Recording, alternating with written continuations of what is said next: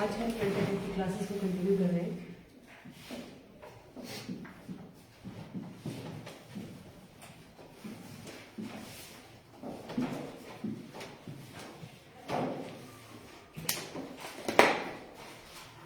Current affair अगस्त 2024 के हम continue कर रहे हैं आपके पास। तो क्वेश्चन लिखेंगे करंट अफेयर से ही। सांस्कृतिक उत्सव कसूर रिवाज कहाँ मनाया गया? कौन सा उत्सव है आपके पास? कसूर रिवाज 2024 में से कहाँ मनाया गया? कौन सी स्टेट में मनाया गया? कौन सी यूनियन टेरिटरी में मनाया गया? तो ये था आपके पास J&K, जम्मू कश्मीर में इसको सेलिब्रेट किया गया।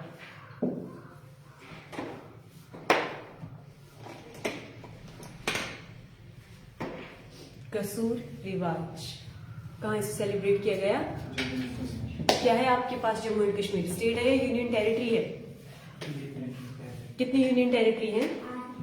8 यूनियन टेरिटरी हो गया आपके पास। क्या कहते हैं हम? केंद्र शासित प्रदेश। कौन कौन से हैं 8 का केंद्र शासित प्रदेश? आप बताओ। करण, भारत में कितनी 28 राज्य हैं और 8 क्या है? केंद्र शासित प्रदेश है, जिन्हें हम यूनियन टेरिटरी कहते हैं। तो कौन कौन सी 8 यूनियन टेरिटरी हैं भारत में? लद्दाख, हाँ जी, बिल्कुल 3 हुए। तो पहले आप लैंडमार्क को कंप्लीट करो कि जो आपके पास है, सारे लैंडमार्क हैं ये, पर जो भारत के मैप में आते हैं आपके पास कौन कौन से हो गया? लद्दाख हो गया, जम्मू कश्मीर हो गया, और चंडीगढ़ हो गया, दिल्ली हो गया, पुडुचेरी हो गया। कितने हो गए? 4, 5। और आपके पास अंडमान निकोबार लिखने भी है साथ साथ में ही। अंडमान निकोबार हो गया, दमन द्वीप और दादरा नगर हवेली, दमन द्वीप एंड दादरा नगर हवेली, और लक्षद्वीप। इनके साथ कितने हो गए पूरे? ये 8 हो गए। जल्दी से जितेंद्र रिपीट करो, इनको रिकॉल करेंगे सारे। जम्मू कश्मीर, लद्दाख, चंडीगढ़, दिल्ली 4, 5, 6,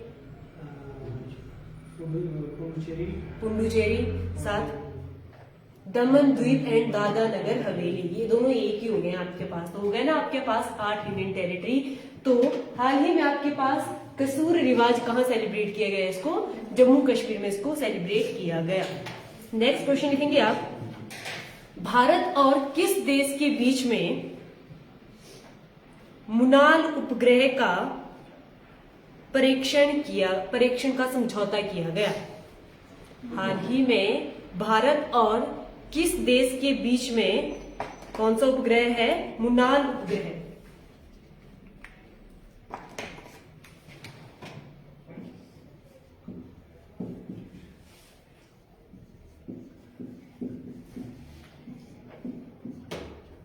मुनाल उपग्रह का सप्रेक्षण का समझौता किया गया। तो क्या है मुनाल उपग्रह? इससे भी आपसे क्वेश्चन बनाए जा सकते हैं। तो ये किस देश के साथ ये समझौता हुआ? सबसे पहले हम देखेंगे। तो ये हुआ है हमारा जो पड़ोसी देश है नेपाल। किसके साथ ये समझौता किया गया? नेपाल के साथ ये समझौता किया गया। मोदी मुझे बताएगा नेपाल की कैपिटल क्या है, राजधानी? बिल्कुल, पशुपति जी का मंदिर भी है वहां पर, काफी फेमस। आप में से कोई? काठमांडू। क्या है कैपिटल नेपाल की? काठमांडू। इसके साथ कौन से उपग्रह का समझौता किया गया? मुनाल उपग्रह। तो ये जो उपग्रह है ये नेपाल के साथ किया गया है। लिखेंगे नेपाल के साथ NAST, Nepal academy scientific technology के साथ ये समझौता किया गया। Nepal academic science technology.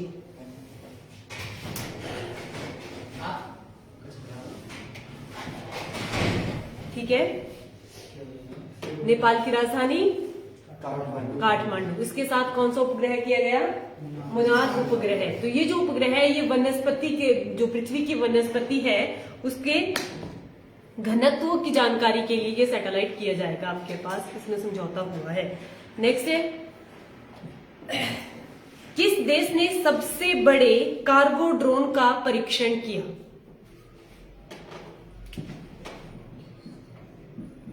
Cargo drone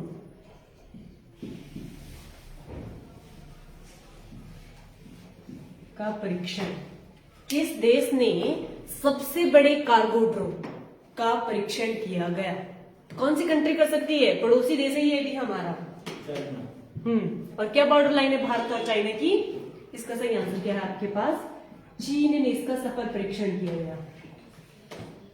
अब यहीं से क्वेश्चन बनता है, भारत और चीन के बीच में जो बॉर्डर लाइन है, सीमा रेखा है, उसका क्या नाम है? मैकमोहन। क्या नाम है भारत और चीन के बॉर्डर का? मैकमोहन। भारत और पाकिस्तान के बॉर्डर का? Red Cliff. और भारत और बांग्लादेश के बीच में जो बॉर्डर आता है उसको बोलते हैं हम जीरो बॉर्डर। ये चीजें आपने ध्यान रखनी है। भारत और अफगान के बीच में बॉर्डर लाइन का क्या नाम है? डुरंड रेखा। लिखो लिखो साथ साथ में। भारत चीन की बॉर्डर लाइन है मैकमोहन, भारत पाक की बॉर्डर लाइन है रेड क्लिफ, भारत और बांग्लादेश के जो बीच में बॉर्डर लाइन आती है उसका है जीरो बॉर्डर, और भारत और अफगान के बीच में जो बॉर्डर लाइन है उसका क्या नाम है? डुरंड रेखा, डुरंड लाइन। क्लियर हुआ? तो आपके पास कार्गो ड्रोन का जो सफल परीक्षण है वो किसने किया? चीन ने इसका परीक्षण किया। चीन की कैपिटल क्या है करण? बीजिंग। चीन की राजधानी क्या है? बीजिंग है। अब क्वेश्चन बनता है कार्गो ड्रोन से, तो क्या है ये कार्गो ड्रोन? इसका सफल परीक्षण किया गया। तो सामान को ले जाने के लिए, सामान की डिलीवरी के लिए ट्रैफिक से काफी ज्यादा परेशानी हो रही थी, तो मानव रहित विमान है आपके पास कार्गो ड्रोन। क्या है कि उसमें मानव नहीं बैठेगा, ड्रोन होते हैं, बड़े साइज के होते हैं, ये ज्यादा माल को ले जाते हैं माल ढुलाई के लिए। जो बनाया गया ड्रोन है वो क्या है आपके पास? Cargo drone. अगर क्वेश्चन पूछते हैं क्या है कार्गो ड्रोन? माल ढुलाई के लिए मानव रहित विमान। नेक्स्ट लिखेंगे हम, अगस्त 2024 में BHEL, भेल जिसको हम कहते हैं, अगस्त 2024 में BHEL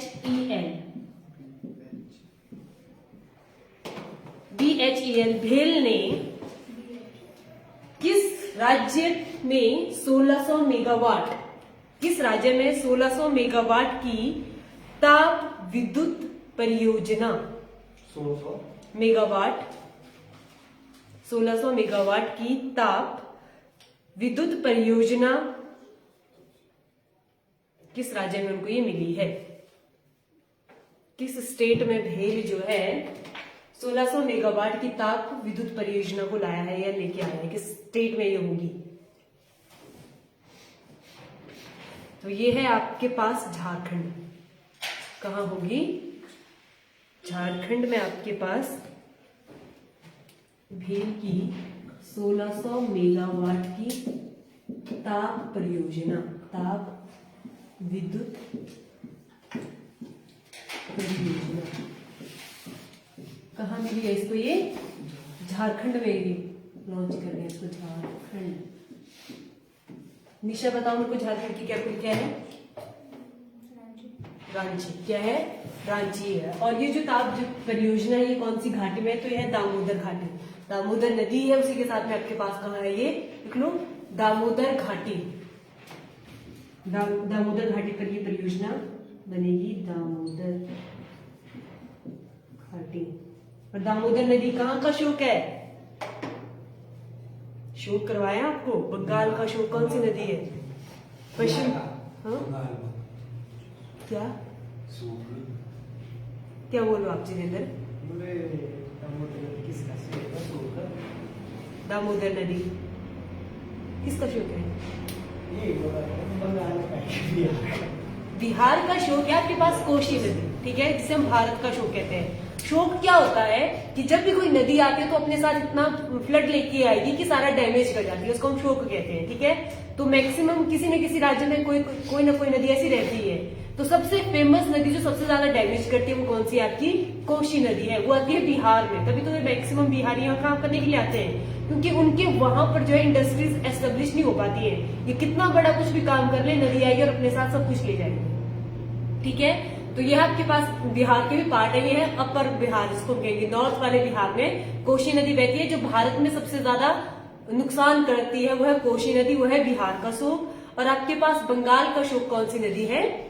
दामोदर नदी।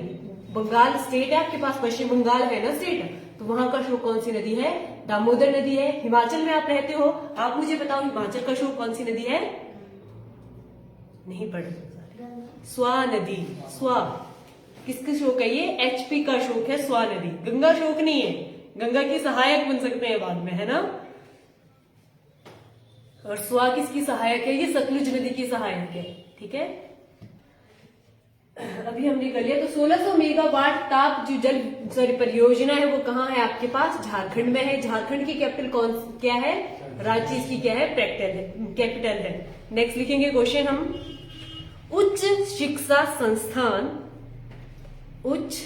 संस्थान की राष्ट्रीय रैंकिंग में, आईआईटीज जो आपके पास है, उच्च शिक्षा संस्थान की राष्ट्रीय रैंकिंग में कौन सी जो यूनिवर्सिटी है या कौन सी आईआईटी है जो टॉप पे है? कौन सी आईआईटी या कौन सा संस्थान जो है वो शीर्ष पर रहा है? तो ये लगातार छठी बार है जो टॉप कर रही है आपके पास आईआईटी। तो कौन सी है ये? आईआईटी मद्रास। लगातार छठी बार जो है ये शीर्ष पर है आईआईटी मद्रास। कहाँ है मद्रास? कौन सी स्टेट में, अगर आपसे पूछ लिया जाता है तो? नहीं, सबसे साउथ में वो स्टेट। अब तो बता दो। आईआईटी मद्रास लगातार छठी बार ये टॉप पर है राष्ट्रीय सूची के अकॉर्डिंग। तो मद्रास सबसे साउथ में कौन सी स्टेट है? तुम्हारे मैप में तुम देखते हो तो तमिलनाडु में है ये। कहाँ है? और मद्रास तमिलनाडु में है। और तमिलनाडु की कैपिटल, सबसे पुराना क्या कहते हैं उसको, बंदरगाह भी है वहां पर, जिसको हम कैपिटल कहते हैं, चेन्नई। आईआईटी मद्रास है आपके पास सबसे टॉप में, सबसे शीर्ष में। अगर क्वेश्चन पूछा जाता है मद्रास कहाँ है, ये तमिलनाडु में है। तमिलनाडु की कैपिटल क्या है आपके पास? चेन्नई। नेक्स्ट क्वेश्चन लिखेंगे, दुनिया को किस देश में दुनिया का सबसे पुराना कैलेंडर खोजा गया? किस देश में दुनिया का सबसे पुराना कैलेंडर खोजा गया?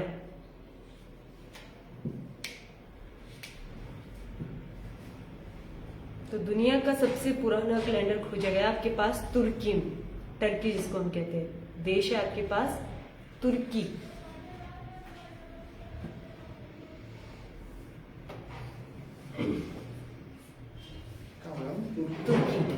तुर्की में दुनिया का सबसे पुराना कैलेंडर खोजा गया।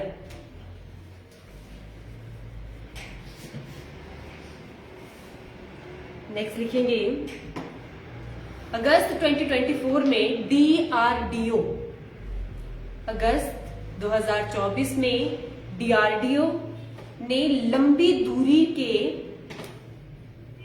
ग्लाइड बम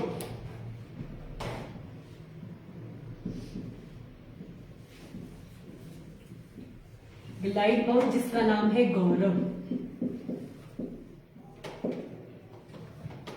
अगस्त 2024 में किसके द्वारा? डीआरडीओ के द्वारा ग्लाइड बम का क्या नाम है? गौरव। ग्लाइड बम गौरव का सफल परीक्षण किया गया।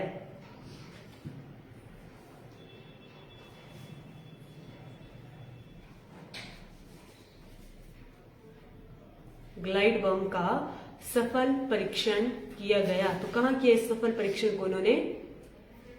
ओडिशा में। डीआरडीओ के ग्लाइड बम गौरव का सफल परीक्षण कहां किया गया? ओडिशा राज्य में किया गया। और ओडिशा की राजधानी है, बताओ, ये पढ़ रहे हो तुम लोग? उड़ीसा, भुवनेश्वर है इसकी राजधानी। क्या है? भुवनेश्वर। उड़ीसा की कैपिटल है। वहीं पे आपके पास डीआरडीओ के ग्लाइड बम गौरव का सफल परीक्षण किया गया। और यहीं से पूछना था कि डीआरडीओ का मुख्यालय कहाँ है? तो डीआरडीओ का मुख्यालय है नई दिल्ली। ठीक है, उड़ीसा की कैपिटल नई दिल्ली। नई दिल्ली में है इसका मुख्यालय। और उड़ीसा की कैपिटल है आपके पास भुवनेश्वरम।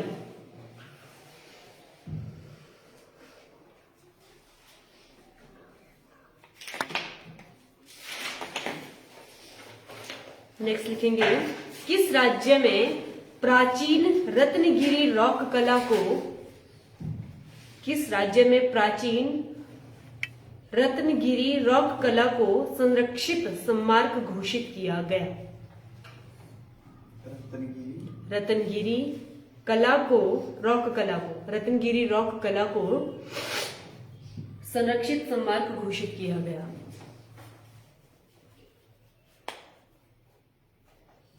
तो अजंता और अलोरा की गुफाएं कहाँ है? महाराष्ट्र में। तो इसका आंसर भी क्या है? महाराष्ट्र। महाराष्ट्र की कैपिटल मुंबई।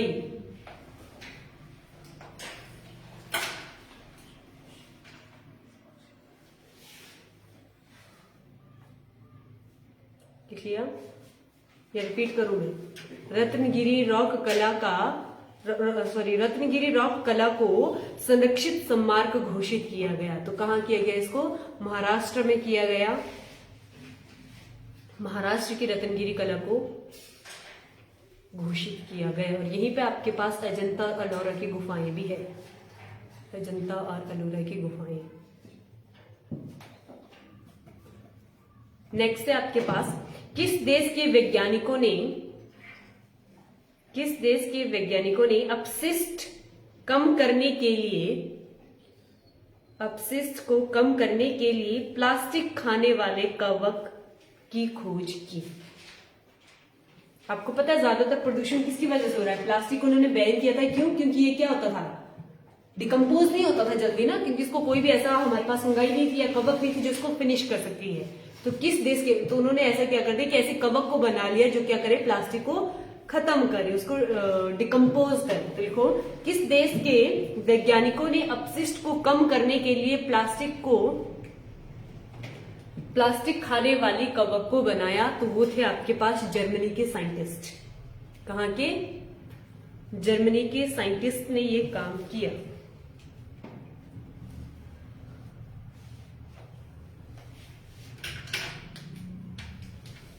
नेक्स्ट लिखेंगे, आतंकवाद से निपटने के लिए गठित भारत ऑस्ट्रेलिया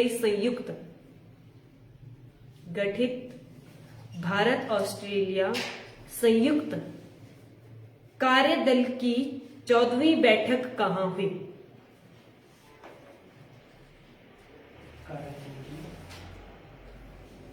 चौदहवीं बैठक कहां हुई? तो ये बैठक आपके पास नई दिल्ली में। नई दिल्ली।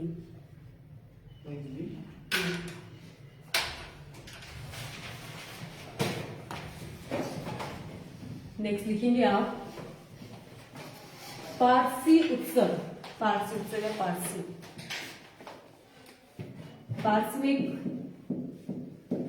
उत्सव मनाया जाता है। लिखो, पारसी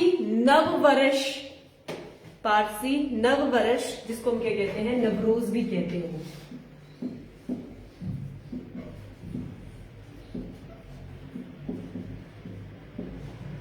पारसी नववर्ष, जिसका क्या नाम है, नवरोज, को कब मनाया गया?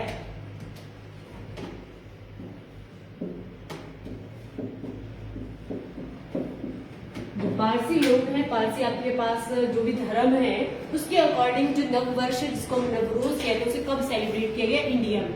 तो आपके पास ये जो उत्सव है ये अन्य कंट्रीज में आपके पास, जैसे ईरान वगैरह कंट्री होगी, वहां पे इसको अलग डेट पे सेलिब्रेट किया जाता है, भारत में इसको अलग डेट में सेलिब्रेट किया गया। तो लिखो, इसको मनाया गया 16 अगस्त को। कब सेलिब्रेट किया गया इसको बेटा? 16 अगस्त को इसको यहाँ पे इंडिया पे सेलिब्रेट किया गया। और देखो, ईरान और अन्य देशों में इसको कब मनाया जाता है? ये भी क्वेश्चन पूछा जा सकता है। ईरान और अन्य देश में इसको कब मनाया जाता है? तो इसको सेलिब्रेट किया जाता है 21 मार्च को। तो इंडिया में कब सेलिब्रेट हुआ है? 16 अगस्त को। 21 मार्च को इराक तथा अन्य देशों में इसको मनाया जाता है। लिख लिया? नेक्स्ट लिखो, मंकी पॉक्स को मंकी पॉक्स को किसने हेल्थ इमरजेंसी घोषित कर दिया? मंकी पॉक्स को किसने हेल्थ इमरजेंसी घोषित कर दिया? तो कौन करता है ये जो आपके पास जितनी भी हेल्थ इमरजेंसी आती है, जैसे कोविड आ गया, इसको किसने किया था घोषित? वर्ल्ड हेल्थ ऑर्गेनाइजेशन WHO ने।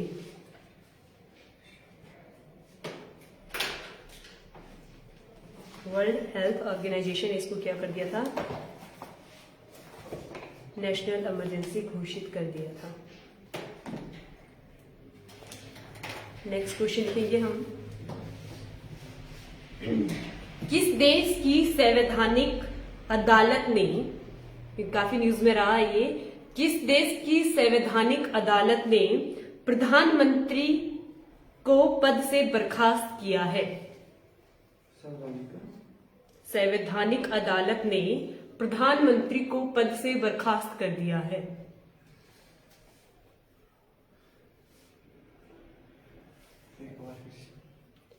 किस देश की संवैधानिक अदालत ने प्रधानमंत्री को पद से बर्खास्त कर दिया है, क्योंकि पद से ही हटा दिया है मतलब। तो इसका सही आंसर है थाईलैंड। किस देश ने? थाईलैंड ने हाल ही में अपने प्रधानमंत्री को पद से बर्खास्त कर दिया था, जब वहां पर क्या चली थी? संवैधानिक अदालत चली हुई थी। नेक्स्ट क्वेश्चन लिखेंगे, भारत के किस एयरपोर्ट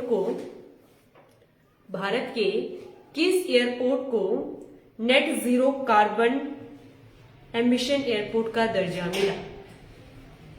भारत के किस एयरपोर्ट को नेट जीरो कार्बन एमिशन का दर्जा मिला?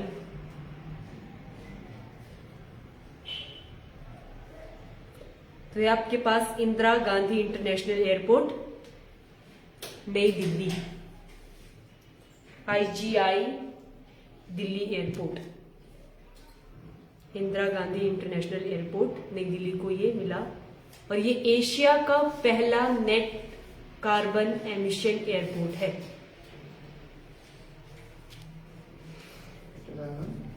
एशिया का फर्स्ट ऐसा एयरपोर्ट है जिसको ये मिला, दर्जा मिला है एशिया का पहला एयरपोर्ट।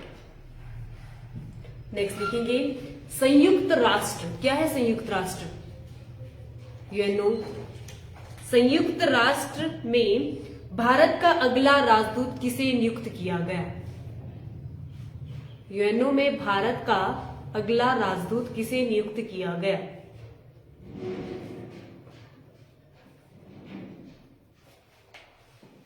इसका सही आंसर है परवित नेनी। हाँ जी, क्वेश्चन रिपीट करूं, यूएनओ में भारत का अगला राजदूत किसे नियुक्त किया गया? यूएनओ में भारत का अगला राजदूत किसे नियुक्त किया गया? इसका आंसर है पर्वत नेनी हरीश। पर्वत नेनी हरीश को अगला राजदूत घोषित किया गया। अब बात हो रही है किसकी? यूएनओ की। तो क्या है यूएनओ? हमने किया था, जो आपके पास इंटरनेशनल संगठन जितने भी बने थे उनको डिस्कस किया था। तो जब भी पूरे विश्व में वर्ल्ड वॉर की सिचुएशन क्रिएट होती है, तो मोदी मुझे बताएगा पहला वर्ल्ड वॉर कब हुआ? पहला विश्व युद्ध। हाँ जी जितेंद्र, 1526 में वो राजा लोग लड़ेंगे युद्ध। जब हमने हिस्ट्री पढ़ी थी उसमें भी हमने देखा था कि चंपा के एक राजा ने उनकी हेल्प की थी फर्स्ट वर्ल्ड वॉर में, तो उनको नाइटहुड की उपाधि दी थी। 1914 से 18 के बीच में आपके पास क्या हुआ? पहला वर्ल्ड वॉर हुआ। ठीक है, उससे काफी ज्यादा डैमेज हो जाता है, बहुत सारी कंट्रीज दो पार्ट में बांट दी जाती है। और भारत क्या था उस टाइम? अंग्रेजों के अधीन था, तो हमें भी ना चाहते हुए उसमें हिस्सा लेना पड़ा था। ठीक है, फिर दूसरी बार आपके पास वर्ल्ड वॉर की सिचुएशन कब आती है? कब तक? अच्छा, एक साल में निपट लेंगे वो वर्ल्ड वॉर। 44 या 45 में आपके पास ये एंड हुआ है। उसके बाद आपके पास क्या चले हैं? शीत युद्ध चले हुए हैं। ठीक है, तो उसी के बाद क्या हुआ? जब सेकेंड वर्ल्ड वॉर आपके पास खत्म हुआ तब क्या हुआ था? हिरोशिमा और नागासाकी में क्या हुए थे? न्यूक्लियर बॉम्ब फेंके गए थे ना वहां पर, डैमेजेस हुए थे, उसके बाद एक संगठन बना था यूएनओ, यूनाइटेड स्टेट नेशंस। तो ये हमसे क्वेश्चन बनता है कि इसका गठन कब हुआ। तो ये दिवस भी मनाया जाता है आपके पास, कब होता है इसका, 24 अक्टूबर 1945 को यूएनओ का गठन हुआ था। यूएनओ का मतलब क्या है, यूनाइटेड नेशन ऑर्गेनाइजेशन। इसमें टोटल कितनी कंट्रीज जुड़ी हुई हैं, करंट डेट में इसमें है 193 कंट्री, पहले 92 थी, 93rd जो लेटेस्ट जुड़ी है वो है आपके पास साउथ सुडान। 93rd कौन सी है, साउथ सुडान है, जिसमें सबसे एंड में जाके जुड़ी हुई है। टोटल कितनी कंट्री जुड़ी है इसमें, 193। यूएनओ एग्जैक्ट डेट, ये डे भी मनाया जाता है 24 अक्टूबर को, क्या सेलिब्रेट करते हैं हम, संयुक्त राष्ट्र दिवस मनाया जाता है 24 अक्टूबर को। 1945 में इसका क्या हुआ था, गठन हुआ था। अब यूएनओ की जब बात आ रही है, तो जब ये गठन हुआ था तो इसमें 5 स्थायी मेंबर्स बने हुए थे, परमानेंट मेंबर थे 5, और 10 थे आपके पास टेम्पररी मेंबर। तो ये 5 परमानेंट मेंबर कौन कौन थे, देखो 5 स्थायी सदस्य, 5 इसमें स्थायी सदस्य थे और 10 इसमें अस्थायी रहते हैं, जो कि हर 2 साल बाद चेंज होते हैं। तो इनको तो हम नहीं लिखेंगे, जो आपके पास परमानेंट नहीं है, टेम्परेरी है, 10 होते हैं अस्थायी, और कितने होते हैं 10 कितने आपके पास अस्थायी है, और 5 क्या आपके पास परमानेंट है। ये चेंज नहीं होगी ये 5, तो इनके नाम आप लिख सकते हो, इनको याद भी कर सकते हो, ताकि 10 आपके, ये जो 10 है टेम्परेरी, ये चेंज होते रहते हैं हर 2 वर्ष बाद। तो लिखेंगे 5 मेंबर कौन कौन से हैं, चाइना, चीन, फ्रांस, रशिया, यूनाइटेड किंगडम और USA, United state America. Repeat करूं मैं, चीन, फ्रांस, रूस, यूके और यूएसए हो गया। ये क्या है, इसके 5 स्थायी सदस्य हैं और इसके 10 क्या है, टेम्परेरी मेंबर हैं। टोटल इसमें कितनी कंट्रीज जुड़ी हुई है, 193। इसका गठन कब हुआ, 24 अक्टूबर 1945 को। क्या इसका एम क्या है, इसका उद्देश्य क्या है, क्यों बनाया गया है इसको, कि कभी भी वर्ल्ड वॉर की सिचुएशन, जो 3rd वर्ल्ड वॉर है उसकी सिचुएशन क्रिएट ना हो, इसके लिए इसका बनाया गया था। 1st वर्ल्ड वॉर के बाद भी ये बनी थी, पर वो टिकी नहीं, क्योंकि 2nd वर्ल्ड वॉर हुआ तो वो फेल हो गई थी। फिर उसके बाद अब ये बनी है आपके पास, नई ऑर्गेनाइजेशन थी 1945 में। नेक्स्ट लिखेंगे आप, अगस्त 2024 में भारत की सबसे बड़ी फ्लोटिंग सौर परियोजना कहां शुरू की गई, तैरती हुई सौर परियोजना। उत्तर भारत में, ये नॉर्थ भारत में, उत्तर भारत की सबसे बड़ी फ्लोटिंग सौर परियोजना।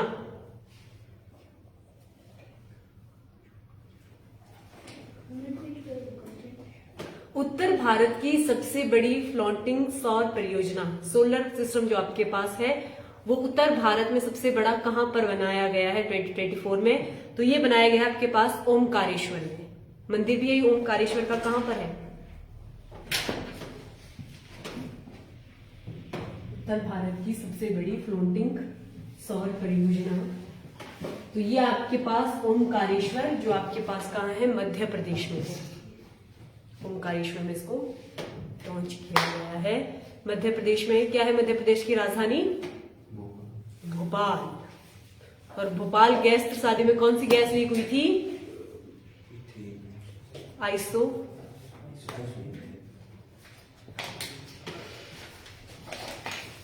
नेक्स्ट लिखेंगे, छठी भारत ऑस्ट्रेलियाई समुद्री वार्ता, छठी भारत ऑस्ट्रेलियाई समुद्री वार्ता कहां आयोजित हुई है। तो ये ऑस्ट्रेलिया की कैपिटल, समुद्री वार्ता, छठी समुद्री वार्ता, ये भारत और ऑस्ट्रेलिया के बीच में। तो ये कहां आयोजित हुई है, ऑस्ट्रेलिया की कैपिटल, क्या है कैपिटल ऑस्ट्रेलिया की, कैनबरा में ये आयोजित की गई है।